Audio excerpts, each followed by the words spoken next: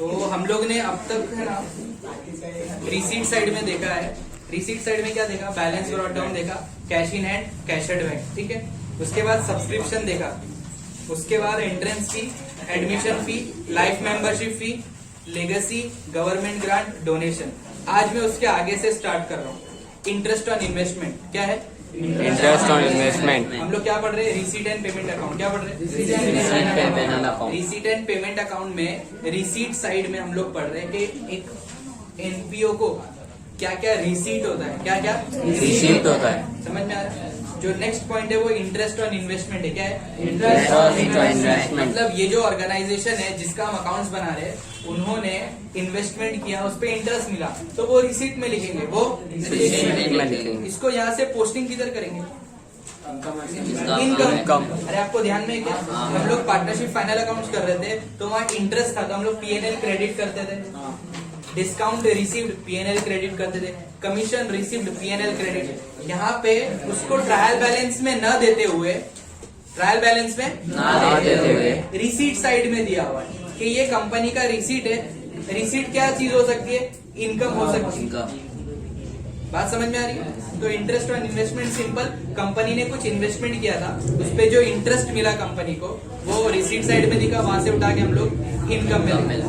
Next देख dividend. Interest किस पे मिलता है?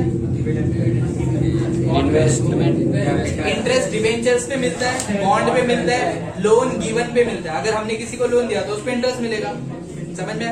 डिविडेंड शेयर्स पे मिलता है। डिविडेंड अरे बोल, डिविडेंड शेयर्स पे मिलता है। बात समझ में आ रही है? तो डिविडेंड भी रिसीट है, उसको रिसीट साइड में लिखेंगे, और अगर उसको हम पोस्टिंग करेंगे तो इनकम में लिखेंगे। उसके बाद है hire slash rent of hall received. Hire slash rent of hall received. अगर जिस ऑर्गेनाइजेशन का हम अकाउंट पढ़ रहे हैं उसके पास कोई खाली हॉल है, क्या है? खाली hall. Very best example, near by local का एग्जांपल, रमजान अली। क्या है? रमजान अली स्कूल भी चलता है और उसका हॉल जो है वो शादी के फंक्शंस के लिए भी यूज होता है। अब स्कूल जब अपना अकाउंट्स बनाएगी, स्कूल क्या है? एनपीओ। स्कूल क्या है? एनपीओ। लेकिन स्कूल का जो बाहर का प्रीमाइसेस है, रमजान अली स्कूल जो उसको भाड़े पर देता है, तो उससे जो इनकम होती है वो अपने रिसीट साइड में लिखेंगे, अपने रिसीट साइड में। समझ रहे हैं क्या? पक्का? तो ये रिसीट रमजान अली के लिए क्या हुआ? स्कूल के लिए इनकम। इसकी पोस्टिंग करेंगे तो किधर करेंगे? समझ में आ गई बात? सन्ड्री इनकम, छोटा मोटा इनकम हुआ रहेगा, ऐसा इनकम जिसका क्लासिफिकेशन नहीं किया रहेगा, जिसका क्लासिफिकेशन नहीं किया रहेगा। ठीक है। नेक्स्ट सन्ड्री इनकम हो गया। मिसलेनियस रिसीट, ऐसा रिसीट जो एडिशनल है, ऐसा मिसलेनियस है, अदर देन जो अपना रूटीन इनकम है उसके अलावा अगर कुछ रिसीट होता है, मिसलेनियस रिसीट्स बोलेंगे। सेल ऑफ ओल्ड न्यूज़पेपर या स्क्रैप। स्क्रैप समझता है? स्क्रैप मतलब भंगार को क्या बोलते हैं? Scrap. Sale of old newspaper, रद्दी होती है ना, तो ऑर्गेनाइजेशन के पास मतलब बहुत सारी ऐसी रद्दियां होती है, उसको सेल करते हैं, तो उससे जो इनकम आएगा वो रिसीट में लिखेंगे। वो किधर लिखेंगे? रिसीट में। इसकी पोस्टिंग किधर करेंगे? उठा के इनकम में करेंगे। बात समझ में आ रही है? उसके बाद है cell proceed of any fix asset. Fix asset अगर बेचा होगा तो उससे भी तो पैसा मिला होगा, तो इसका क्या इफेक्ट देंगे? इनकम में क्यों लिखेंगे? असेट में से लेस करेंगे। असेट में से लेस करेंगे। पहले मेरे पास 50,000 का असेट था, मैंने 10,000 का असेट बेच दिया, तो असेट मेरी बुक में से कम हो जाएगा, और फिजिकली मेरे पास जो असेट था वो असेट बिजनेस में से चला गया। हाँ, अगर सेल ऑफ असेट पे प्रॉफिट हुआ, सेल ऑफ असेट पे प्रॉफिट हुआ, मैंने 10,000 का 12,000 में सेल किया, तो 2,000 विल बी माई प्रॉफिट, और वो प्रॉफिट इनकम साइड में दिखेगा, और 10,000 जो है वो असेट में से लेस हो जाएगा। बात समझ में आ रही? उल्टा भी होगा, लॉस। अगर 10,000 की चीज 8,000 में बेचा तो 2,000 का लॉस बुक होगा, किधर? इनकम एंड एक्सपेंडिचर में। अरे भाई, तो लॉस हुआ तो income and expenditure debit side, profit हुआ तो income and expenditure credit side, और बुक वैल्यू आपको असेट में से निकालना पड़ेगा। बात समझ में आई कि लिख के बताऊं? समझ गया? सम करेंगे तो प्रैक्टिकली और समझेगा। अभी मैं एक एक चीज आपको समझा रहा हूं। नेक्स्ट एक टूर्नामेंट रिसीट्स। नेक्स्ट क्या है? Tournament receipts. ऐसा कहीं देखा है टूर्नामेंट चलते हुए? सेनेंस देखा है कॉलेज? वहाँ उसका कितना बड़ा ग्राउंड है, वहाँ पर टूर्नामेंट्स कंटिन्यूअसली होती है। क्या होती है? टूर्नामेंट्स कंटिन्यूअसली टूर्नामेंट्स होती है। तो फ्री में करने देते क्या? नहीं करने देते। आजाद मैदान में किसी ने खेला है? आजाद मैदान में किसी ने क्रिकेट खेला है क्या? हम जब खेलते थे तो एक पिच का एक दिन का भाड़ा 3000-4000 रुपीज के आसपास होता था। एक दिन का एक पिच का भाड़ा 3000 से 4000 होता था। तो वो उनके लिए इनकम होता है, वो उनके लिए इनकम होता है। जो उस मैदान का ओनर होगा तो वो उसके लिए रिसीट में लिखेगा, टूर्नामेंट का रिसीट हमको मिला। बात समझ में आ गई? अरे सिंपल यार, गोरेगांव स्पोर्ट्स क्लब में अगर आप कुछ टूर्नामेंट ऑर्गेनाइज करेंगे तो फ्री में थोड़ी करने देंगे आपको। बात समझ में आ रही है? तो जीएससी वाले, गोरेगांव स्पोर्ट्स क्लब वाले, उसको अपनी रिसीट्स में लिखेंगे, तो वो टूर्नामेंट रिसीट्स। समझ रहे हैं? नेक्स्ट क्या है? Cricket fees. अगर क्रिकेट ऑर्गेनाइज हुआ तो क्रिकेट टूर्नामेंट, मतलब क्रिकेट की बात नहीं चल रही खाली, फुटबॉल भी हो सकता है, जो भी आपका टूर्नामेंट होगा। समझा? क्रिकेट में स्पेसिफिकली वहाँ क्रिकेट दिया हुआ है। उसके बाद collection for annual function. Collection for annual function. Annual function देखा है कभी? उसमें आपसे पैसे लेते हैं? नहीं लेते? नहीं, अरे एक बात बता रहा हूँ, नॉर्मली एनुअल फंक्शन का पैसा लिया जाता है तो जो जिसको पैसे मिल रहे वो तो रिसीट में रिकॉर्ड करेगा ना, उसका खर्चा होगा तो वो पेमेंट में रिकॉर्ड करेगा, लेकिन रिसीट में उसका हिसाब तो रखना पड़ेगा ना कि बच्चों से इतना एनुअल फंक्शन का रिसीट हमको हुआ, फिर जो खर्चा हुआ वो खर्चा पेमेंट साइड में आपको दिखेगा आदि। बात समझ में आ गई? पक्का? Tuition fees. नेक्स्ट क्या है? Tuition fees. ये नॉर्मली आपकी जो स्कूल वाले फीस लेते हैं उसको ट्यूशन फीस ही बोलते हैं। टर्म फीस, इसमें कुछ एक्सप्लेन करने वाली बात नहीं है। फाइन का कलेक्शन, ठीक है, फाइन का कलेक्शन सिंपल। लॉकर रेंट क्या है? Locker rent. लॉकर रेंट सुना है कभी? लॉकर अगर आप यूज करते हो तो उसका रेंट लिया जाता है, तो वो भी उस ऑर्गेनाइजेशन के लिए इनकम है। नेक्स्ट क्या है? Examination fees. सुना है क्या? Tennis court receipts. नेक्स्ट क्या है? गोरेगांव स्पोर्ट्स क्लब, सीधा। उसके बाद पेमेंट की तरफ आएंगे। Salary payment, rent, rates and taxes. अरे भाई इसमें कुछ एक्सप्लेन करने वाला नहीं है, जो एक्सप्लेन करने वाला है वहां रुकूंगा और एक्सप्लेन कर दूंगा। Printing and stationery payment, general expense payment हो गया। इंटरेस्ट ऑन बैंक लोन, वहां पे इंटरेस्ट ऑन इन्वेस्टमेंट रिसीट में दिखाया, अगर मैंने बैंक लोन उठाया, I am the organisation, I have taken loan and I am paying interest on that bank loan, तो वो interest on bank loan is my expenditure and I will write on the payment side. I will write on the payment side. Posting किधर होगा? Expenditure में posting हो जाएगा। Electricity का charges, audit fees, ये audit fees याद है ना? Insurance premium, telephone expense, bank का charges, postage and Telegram, travelling expense, conveyance, upkeep of lawn slash ground. ये नया पॉइंट है आपके लिए, अपकीप ऑफ लॉन और ग्राउंड। अरे भाई हमारा गोरेगांव स्पोर्ट्स क्लब का मेंटेनेंस भी तो लगता है। अरे ग्राउंड के अंदर पूरा मेंटेनेंस चाहिए ना। अगर हम लोग मैच खेलने जाएंगे तो पिच अच्छी चाहिए ना, तो पिच को रोलिंग करनी पड़ती है, पिच को रोलिंग करनी पड़ती है। बात समझ में आ रही? प्रॉपर पानी डालना पड़ता है, बाउंड्रीज आपको बराबर बनानी पड़ेगी, आपको जो वहां पर क्या बोलते हैं स्कोर बोर्ड होता है वो प्रॉपर होना चाहिए, अंपायर्स होना चाहिए, सारी चीजें वहां पर अच्छे से होनी चाहिए। तो अपकीप ऑफ लॉन, लॉन मतलब वो जो एरिया की बात कर रहे हैं, ग्राउंड की बात कर रहे हैं। बात समझ में? तो ये मेंटेनेंस का खर्चा है, ये ऑर्गेनाइजेशन के लिए क्या है? एक्सपेंस है, और वो पेमेंट साइड में रिकॉर्ड करेंगे। एक्सपेंस फॉर एनुअल फंक्शन, देख आ गया, वहां रिसीट था, आपसे 100 रुपए कलेक्ट किए और वो पैसे जमा करने के बाद जो खर्चा हुआ वो एक्सपेंस में दिखा देंगे, पेमेंट में दिखा देंगे। Honorarium to visiting faculty, honorarium to visiting, पहले तो प्रोनाउंस करना समझ उसको, क्या लिखा है?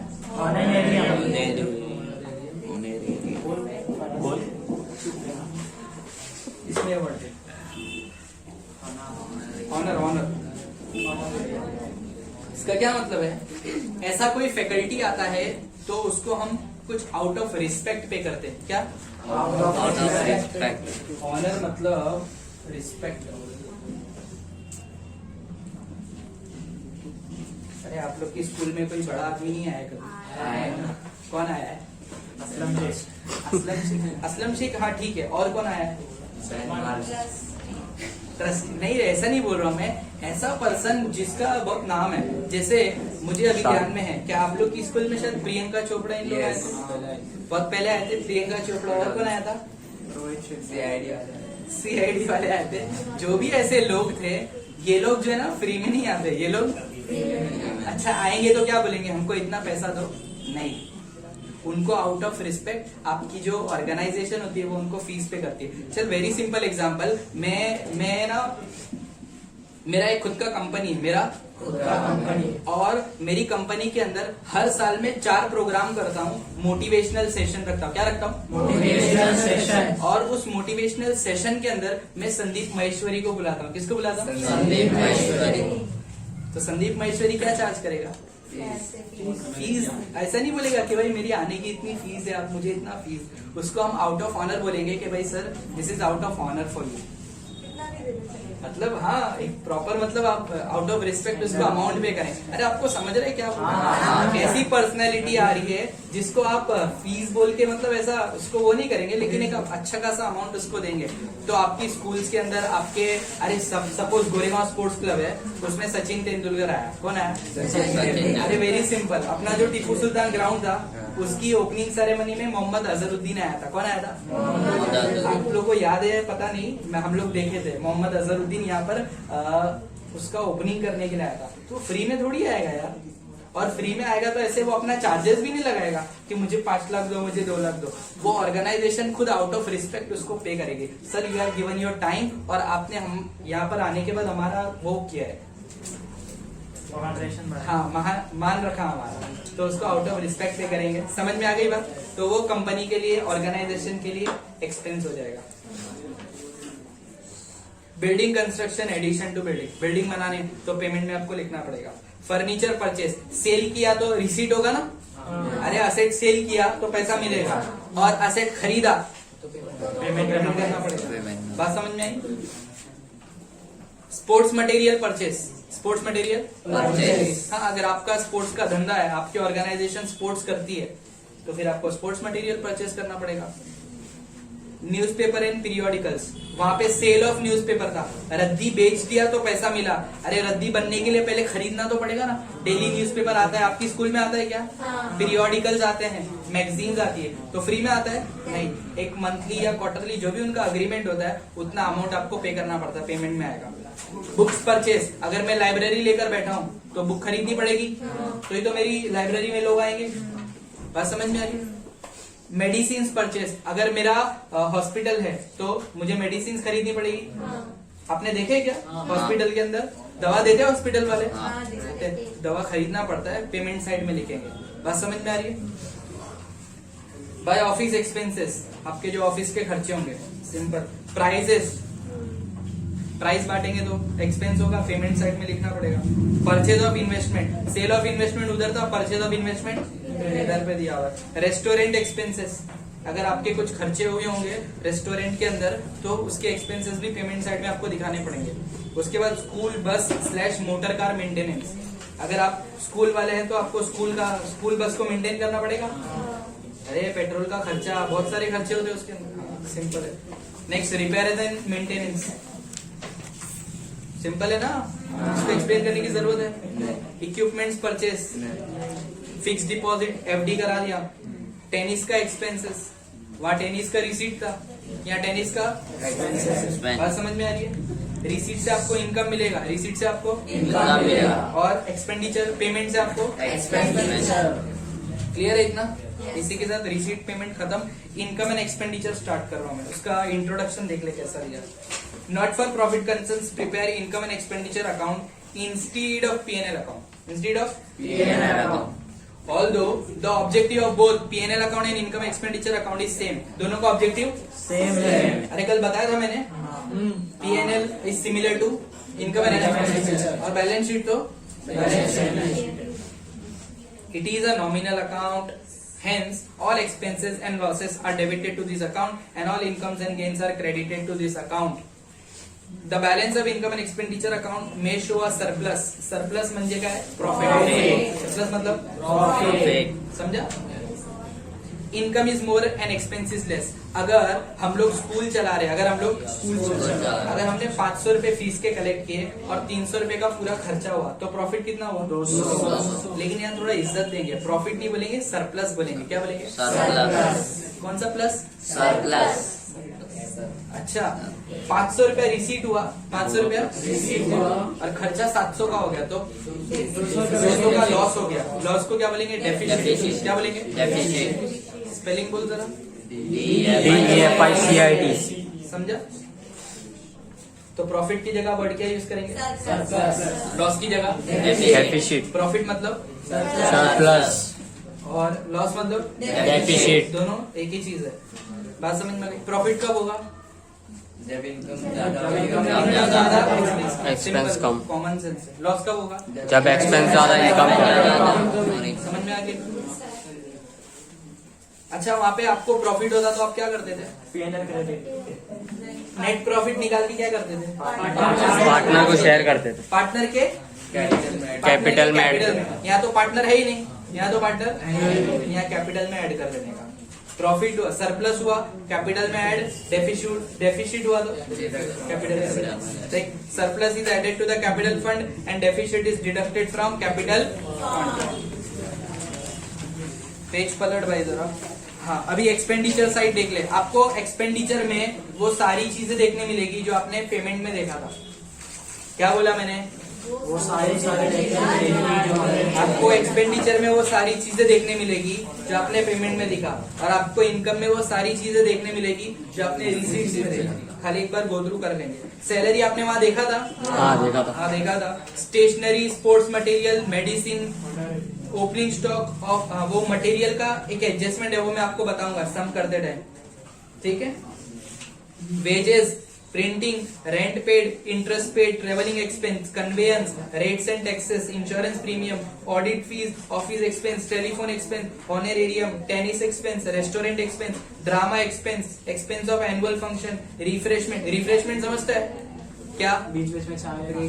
हाँ चाय नाश्ता जो मिलता है, या फिर आप कुछ और भी उसको समझ सकते हो ना, नाश्ता भी बोल सकते हो। दूसरा एंटरटेनमेंट एक्सपेंस भी होता है। क्या होता है? कुछ कंपनीज अपने एम्प्लॉइज को रिफ्रेश कराने के लिए सपोज एसएल वर्ल्ड के लिए लेकर चले गए, या वाटर किंगडम लेकर चले गए, किसी रेस्टोरेंट में लेकर चले गए, किसी सिनेमा में फिल्म देखने लेकर चले गए, किसी टूर पे भेज दिया, वो सारे उनके इंटरटेनमेंट अलावेंस और इंटरटेनमेंट एक्सपेंस वो सारी चीजों में आएगा। समझ में आ रही है बात? Tennis expense, restaurant, drama, expense of annual function, refreshment expense, medicine, gardening expense, garden को जो ध्यान रखने के लिए लगता है, to ground lawn upkeep expense, repairs and maintenance, electricity charges, newspaper periodical, sundry expense, loss on sale of asset, depreciation on fixed asset। ठीक है? एक चीज क्या समझ में आई? Payment is similar to expenditure. ठीक है? और receipt is similar to income. फर्क किधर आएगा वो मैं बताऊंगा कि डिफरेंस किधर आ रहा है। रिसीट होके भी इनकम में नहीं दिखेगा, रिसीट होके भी इनकम में नहीं दिखेगा। ऐसा हो सकता है? कैसे हो सकता है? वेरी इंपॉर्टेंट पॉइंट है। रिसीट है लेकिन इनकम में नहीं है। क्या बोला तूने?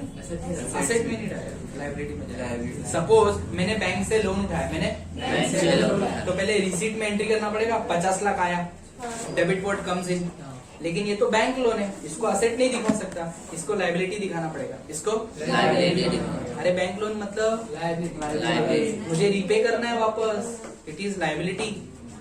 समझ में आ गया? अच्छा एक्सपेंडिचर में पेमेंट में होके भी एक्सपेंडिचर नहीं होगा। क्या बोला मैंने? पेमेंट में होके भी पेमेंट में एक्सपेंडिचर लिखा नहीं है, होगा। फिर भी मैं उसको एक्सपेंडिचर में नहीं लिखूंगा।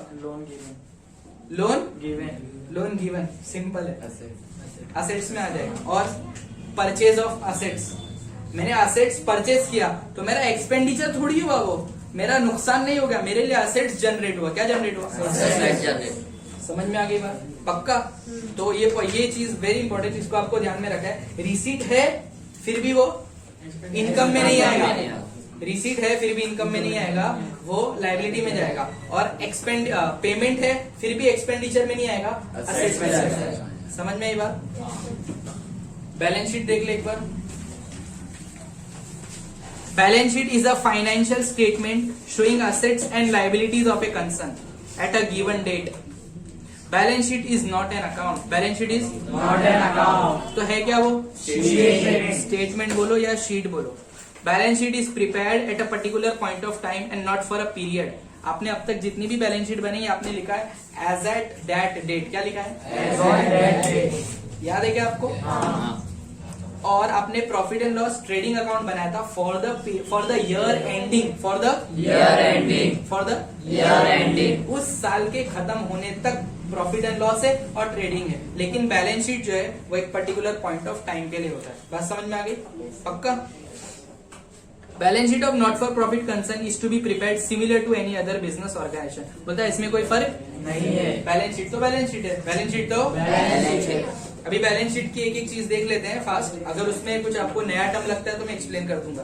Cash in hand, cash in bank, fixed deposit, investment, sundry debtors, land and building, furniture and fixtures, plant and machinery, equipments, playground. Playground asset है क्या? असेट है यार, प्लेग्राउंड का वैल्यू होता है, प्लेग्राउंड का Value होता है. Motor vehicles. उसके बाद क्या है? लाइब्रेरी की बुक्स असेट से क्या? हाँ. अरे भाई लाखों रुपए की बुक्स रखी होती है तो वो असेट ही होता है। लाइब्रेरी के लिए क्या है? स्कूल्स के लिए भी असेट है वो, स्कूल्स के लिए भी। Asset. Stock of sports material क्या है? Stock of sports material. जैसे एक नॉर्मल ट्रेडर के लिए स्टॉक होता है, सामान जो रख, वैसे इन ऑर्गेनाइजेशन के लिए जो स्पोर्ट का मटेरियल है वही उनका असेट है। समझ में आ रहा है? सपोज अगर मैं एक छोटा सा एग्जांपल, पैड देखा है क्या? अरे क्रिकेटर्स लोग हाँ. हेलमेट, ग्लव्स और हाँ वो सारी चीज क्या है उनके लिए? Assets. स्टम्प्स हो गए, वो सारी चीज उनके लिए असेट्स में आ जाएगी। ठीक है इतना। नेक्स्ट देख, stock of stationery, stock of drugs. Drugs क्या है? दवाई. दवाई है, वहां पे लिख सिंपल लैंग्वेज में। Drugs means medicine. Loans given, accrued interest. Accrued interest समझते हैं? ऐसा इंटरेस्ट जो जनरेट हो चुका है, जो Generate हो चुका है. मिला नहीं है, जनरेट है, आना बाकी है। क्या क्या बोला मैंने? मिला नहीं है. The interest which is generated but not yet received, तो वो मेरे लिए एसेट है। उसके बाद प्रीपेड एक्सपेंस। अरे ये एडजस्टमेंट वाला है, प्रीपेड एक्सपेंस है ना, पहले से एक्सपेंस किया हुआ है। Prepaid salary, prepaid wages, outstanding income है ना। अभी लायबिलिटी साइड देख लें, कैपिटल फंड। अच्छा अभी यहाँ पर कैपिटल फंड यूज करेंगे, सिर्फ कैपिटल नहीं. क्या बोला फराज मैंने? यहाँ पर कैपिटल फंड यूज करेंगे, सिर्फ कैपिटल यूज नहीं यूज करेंगे। समझ में आ गई बात? उसमें डोनेशंस ऐड करेंगे, एंट्रेंस फीस ऐड करेंगे, एडमिशन फीस ऐड करेंगे, सरप्लस होगा तो ऐड करेंगे, डेफिशिएट होगा तो लेस करेंगे। प्राइस का फंड, प्राइस का फंड. मतलब किसी ने प्राइस दिया. किसी ने पैसे दिए कि आप इससे प्राइस दे देना, तो जब दिया तभी थोड़ी प्राइस दे दूंगा, जब हमारा फंक्शन होगा तब हम देंगे उसको। तो तब तक के लिए मेरे ऊपर क्या है? Liability. तब तक के लिए मेरे लिए Liability. बिल्डिंग का फंड दिया है किसी ने, क्या दिया है? Building का fund. कि आप इसको बिल्डिंग बना देना। बोले भाई अभी नहीं बना सकता हूँ, चालू साल में कैसे बनाऊं? जब वेकेशन होगा तब हम बना लेंगे, तब तक लायबिलिटी हो जाएगा। एंडोमेंट फंड, ये क्या है? Endowment. एंडोमेंट फंड क्या होता है? सुना है कभी? हाँ, बिल एंडोर्स नहीं है, अलग चीज है। पहले तो आप इसको प्रोनाउंस करना। मैं फोन में लिखता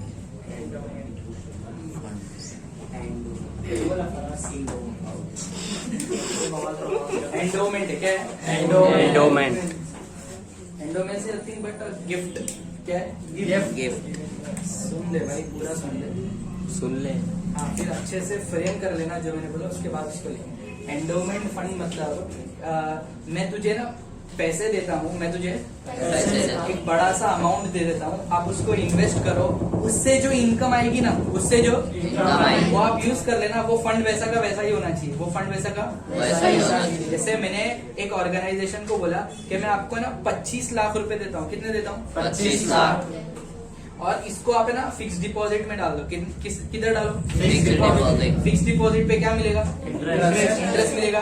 इंटरेस्ट का जो पैसा आएगा ना वो आप अपने लिए यूज कर लेना, लेकिन एंडोमेंट फंड वो वैसे ही रहने देना। 25 लाख को हाथ नहीं लगाना, उसके ऊपर जो इनकम जनरेट होगी वो आप अपने लिए लिख लेना, मतलब आप उसको एज ए इनकम ट्रीट कर लेना। समझ में आ गया? तो endowment fund is nothing but a big amount. वो बड़ा भी हो सकता है, छोटा भी हो सकता है, एक ऐसा अमाउंट जिसके ऊपर वाली इनकम फर्म यूज कर सकती है, ऑर्गेनाइजेशन यूज कर सकती है। समझ में आया? नेक्स्ट है टूर्नामेंट का फंड।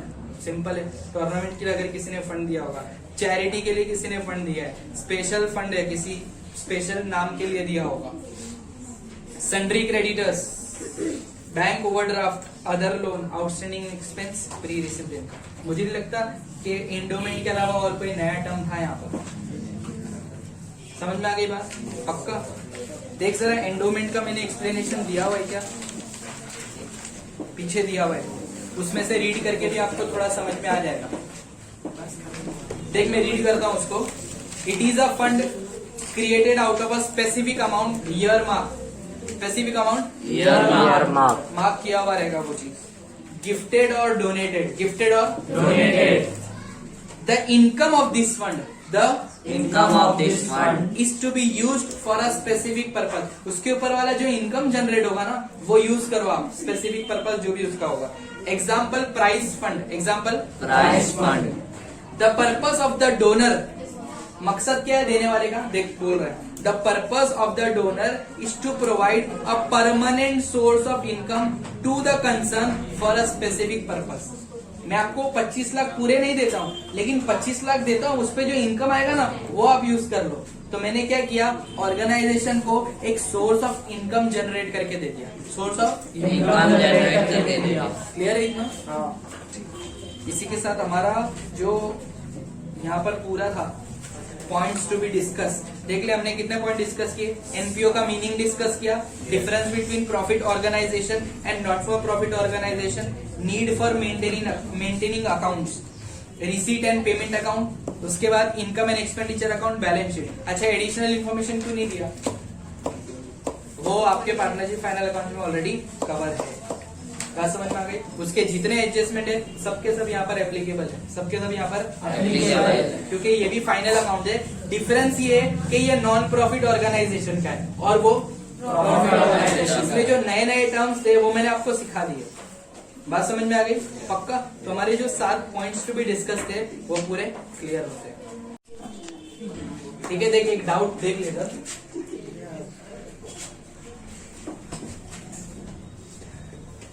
ये आपका रिसीट और ये आपका पेमेंट्स, यहाँ पे आप टू बैलेंस ब्रॉट डाउन करेंगे। 2 चीजों का, एक कैश का, एक बैंक का। आपके फॉर्मेट के अंदर यहाँ पर एक दिया हुआ है बाय बैलेंस ब्रॉट डाउन, लेकिन ये सिर्फ बैंक का है, ये सिर्फ बैंक का है। तो क्वेश्चन ये है कि एट अ टाइम ये 2 चीज कैसे हो सकता है? एट अ टाइम ये दो चीज कैसे? पहले मैं बता देता हूँ, फिर क्लोजिंग का बता देता हूँ।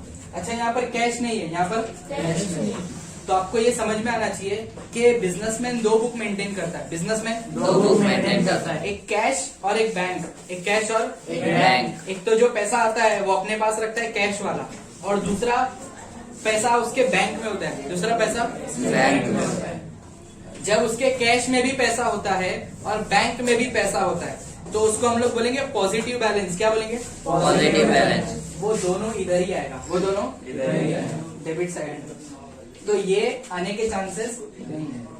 मतलब या तो उसके पास कैश होगा तो यहाँ पर लिखेंगे, बैंक में होगा तो यहाँ पर लिखेंगे। बात समझ में? दूसरी पॉसिबिलिटी, ये कब पॉसिबल है? जब ये नहीं होगा, जब ये नहीं होगा। कैश में तो है लेकिन बैंक से खुद पैसा लिया हुआ, बैंक से खुद पैसा लिया हुआ। यहाँ पे पॉजिटिव बैलेंस था बैंक का, मतलब मेरा पैसा बैंक में जमा है। अगर यहाँ पर बैलेंस ब्रॉट डाउन है बैंक का, इसका मतलब मुझे बैंक को देना है। इसको सिंपल ओडी बोलते हैं। क्या बोलते हैं? ओवरड्राफ्ट। आपकी यही कंडीशन बन सकती है, या तो पहले बैलेंस ब्रॉट डाउन में कैश और बैंक हो सकता है, या तो कैश हो सकता है और इधर बैंक हो सकता है। यहाँ पे कैश नहीं हो सकता है, क्यों? कैश कभी नेगेटिव नहीं होता। कैश या तो पॉजिटिव या तो जीरो, या तो पॉजिटिव या तो जीरो। या तो तेरे हाथ में 100 की नोट होगी या तो तेरा हाथ खाली होगा। नेगेटिव 100 की नोट हो सकती है, तो कैश या तो पॉजिटिव होगा या जीरो होगा, लेकिन कभी भी पेमेंट साइड में कैश नहीं दिखेगा। हाँ, बैंक पेमेंट साइड में क्यों दिख रहा है? क्योंकि तूने बैंक से पेमेंट उठाया है, पैसे तूने लिए हैं, वो तुझे देना है। It is your overdraft, it is your overdraft. समझ में आ रही क्या बात? तो ये ओपनिंग का हुआ, ये किसका हुआ? ओपनिंग का। अभी मैं क्लोजिंग में आता हूँ, अभी मैं क्लोजिंग में आपको ऐसे मिलेगा बाय बैलेंस। इसमें दो चीज होगी, कैश यहाँ पे होगा ट्रू बैलेंस, यहाँ पे सिर्फ बैंक, यहाँ पे सिर्फ बैंक। ये आपका बैंक ओवरड्राफ्ट है, ठीक है? मतलब जब आप अकाउंट क्लोज कर दोगे, या तो आपके पास कैश बचा होगा या आपके बैंक में पैसा होगा, तो उसको हम लोग, ये जो बैलेंस है ये नेक्स्ट, ये यहाँ का क्लोजिंग है, नेक्स्ट ईयर यही ओपनिंग बन जाएगा, नेक्स्ट ईयर यही ओपनिंग बन जाएगा, है ना? करंट ईयर का क्लोजिंग नेक्स्ट ईयर के लिए ओपनिंग होगा। बात समझ में आ गई? पक्का? ये पॉसिबिलिटी कब है? जब आपके पास क्लोजिंग में साल के एंड में बैंक ओवरड्राफ्ट होगा, साल के एंड में बैंक ओवरड्राफ्ट होगा, तो आपके पास ये पॉसिबिलिटी है, या तो कैश और बैंक होगा, या तो बैंक यहाँ नहीं होगा, कैश यहाँ पर होगा, बैंक यहाँ पर होगा। इसका मतलब है कैश में तो पैसा पड़ा है लेकिन बैंक को अभी भी देना बाकी है, बैंक ओवरड्राफ्ट है, बैंक ओवरड्राफ्ट है। तो पहली पॉसिबिलिटी कैश एंड बैंक दोनों इधर हो सकते हैं। दूसरी पॉसिबिलिटी यहाँ पर कैश, यहाँ पर बैंक हो सकता है। सर कैश इधर नहीं आ सकता है? नहीं आ सकता है। Cash can never be negative, cash can never be negative. या तो आपका पॉजिटिव होगा या तो जीरो होगा, या तो पॉजिटिव या तो जीरो। कॉमन सेंस है, बात समझ में आ गई? तो दो पॉसिबिलिटी ऐसे है, ये ओपनिंग का था, ये क्लोजिंग का था। समझ में आया? डाउट क्लियर है अभी? पक्का? अभी एक हम लोग डिस्टिंग्विश देख लेते हैं किसके बीच में, receipt and payment, income and expenditure. आपका टेक्स्ट बुक का पेज नंबर ओपन करो 71। इसके बाद आई होप के सारी थियरी खत्म हो चुकी है, हम लोग प्रैक्टिकल क्वेश्चन देखेंगे। देख जरा, type of account, receipt and payment real account है, हमने डिस्कस किया हुआ है। Receipt and payment real account. Income and expenditure nominal account. Nature similar to cash book, ये भी डिस्कस किया हुआ है।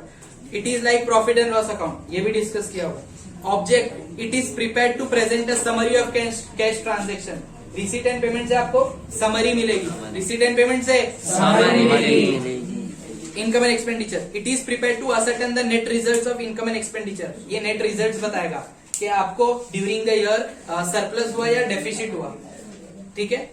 नेक्स्ट देख, opening balance, it start with opening cash balance and bank balance और बैंक ओवरड्राफ्ट। देखा दो possibility, cash balance, bank balance और बैंक ओवरड्राफ्ट। मतलब यहाँ पर कैश बैंक हो सकता है या कैश और बैंक ओवरड्राफ्ट हो सकता है। It has no opening balance. अरे इनकम एक्सपेंडिचर का कोई ओपनिंग बैलेंस नहीं, वो तो कुछ साल के बाद बनता है, साल एंड होने के बाद बनता है। Closing balance, the closing balance represent cash in hand and cash of bank at the end of the given period. यहाँ पे एक और एक पॉइंट क्या डालना चाहिए, और बैंक ओवरड्राफ्ट डालना चाहिए। बात समझ में आ रही? Cash in hand, cash at bank और bank overdraft. The closing balance represents either surplus और डेफिसिट। जब आप इनकम एंड एक्सपेंडिचर को बंद करोगे तो या तो आपको सरप्लस मिलेगा या तो आपको डेफिसिट मिलेगा। सरप्लस क्या करेंगे? Adding capital fund. Deficit receipt and payment, all receipts and payment during the current period and are recorded in this account। जितने भी आपके receipt and payment होंगे वो इसमें रिकॉर्ड हो जाएंगे। उसके बाद revenue only revenue receipts and revenue expense are related to current period are recorded in this account। Income and expenditure में रेवेन्यू रिसीट, रेवेन्यू एक्सपेंडिचर, तो सवाल उठता है कि कैपिटल रिसीट, कैपिटल एक्सपेंडिचर किधर जाएगा? बैलेंस शीट में जाएगा। किधर जाएगा? Balance sheet. कैपिटल एक्सपेंडिचर किया तो या तो असेट बनाया होगा, मैंने कैपिटल एक्सपेंडिचर किया तो बिल्डिंग खरीदा होगा, बिल्डिंग बनाया होगा, खरीदा होगा, प्लांट एंड मशीनरी लिया होगा, मैंने असेट्स खरीदे होंगे कुछ ना कुछ, तो कैपिटल एक्सपेंडिचर वो असेट में दिखेगा, कैपिटल रिसीट्स वो लाइबिलिटी में दिखेगा। बात समझ में आ गई? लेकिन इनकम एंड एक्सपेंडिचर में वो सब, वो तो रेगुलर इनकम क्या है वो बताओ, रेगुलर एक्सपेंडिचर क्या है वो बताओ, वो इनकम एंड एक्सपेंडिचर में आएगा। बात समझ में आ रही है? नॉन कैश आइटम, अरे कैश बुक में नॉन कैश आएगा, ये कैश बुक के अंदर नॉन कैश आइटम आएगी, ये उधारी की बुक है ही नहीं, it is not a credit book, it is a cash book. Non cash items are not recorded in this account. In this account non cash item like bad debts, depreciation, outstanding expense etcetera are also included. Simple, यहाँ पर non cash नहीं आता है, यहाँ पर non cash आता है। All accounts, all transactions related to personal account, real account and nominal accounts, receipt and payment में तीनों आएगा ना, रियल भी, पर्सनल भी और नॉमिनल भी। यहाँ पर नॉमिनल आएगा सिर्फ, यहाँ पर सिर्फ नॉमिनल आएगा। This account contains only transaction related to nominal accounts. Period it includes amount received और amount paid for any period like previous year, current year, next year, है ना। रिसीट में सब आएगा, पिछले साल का पैसा दिया वो भी मेरे लिए रिसीट है, पिछले साल का एक्सपेंडिचर मैंने खर्चा किया वो भी मेरे लिए पेमेंट है, ठीक है। लेकिन हमको इनकम एंड एक्सपेंडिचर तो 12 महीने का चाहिए, इनकम एक्सपेंडिचर 12 महीने का। बात समझ में आ रही? Balance sheet it not be necessarily accompanied by balance sheet. Receipt and payment के साथ जरूरी नहीं है कि बैलेंस शीट हो, लेकिन इनकम एंड एक्सपेंडिचर के साथ बैलेंस शीट होती है, अकम्पनीड होती है, उसके साथ होती है। It is always accompanied by a balance sheet. समझ में आ गई क्या बात? पक्का? जो बहुत सारी चीज ऐसी थी जो हमने पहले डिस्कस कर ली है, ठीक है।